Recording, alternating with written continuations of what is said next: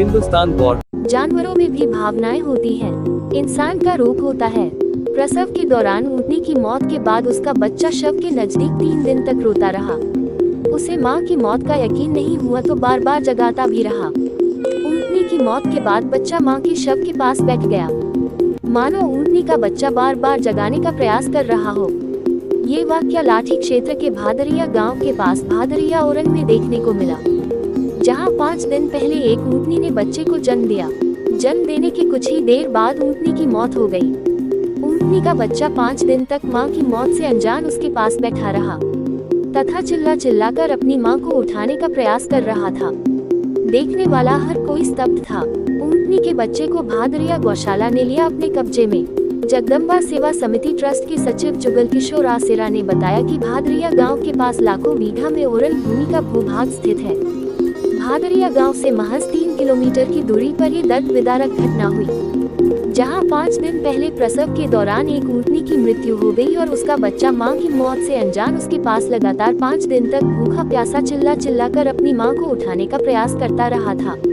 उन्होंने बताया कि इस दर्द विदारक घटना की सूचना चरवाहों ने उन्हें दी, जिस पर उन्होंने भादरिया गौशाला के कंवर राज सिंह भाटी, मोहन सिंह, तनेराव सिंह, कोजराज सिंह सहित अन्य कार्मिकों को मौके पर भेजा तथा ऊँटनी के बच्चे को भादरिया गौशाला की गाड़ी से लाकर भादरिया गौशाला में भर्ती किया, जहां पर बच्चे की देखरेख व उपचार किया जा रहा है। आज हमारे भादरिया गौशाला के कार्यकर्ता द्वारा एक ऊँटनी के बच्चे को गौशाला में लाया गया, जो अपने मरी हुई माँ के पास बैठे हुए रो रही थी या उसे उठाने की कोशिश कर रही थी। हमारे जो कार्यकर्ता है वो दिन रात गश्त में लगे रहते हैं फील्ड फायरिंग एरिया में, क्योंकि बहुत बड़ा फील्ड फायरिंग एरिया है। तो जहाँ भी गोवंश पशु जो घायल होते हैं उन्हें तुरंत गौशाला लेकर आया जाता है और उनका सही उपचार किया जाता है।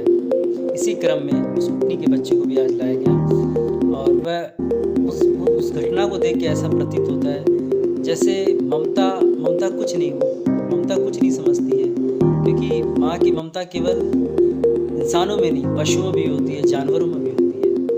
ये हमें सीख मिलती है कि ममता सबके लिए बराबर है।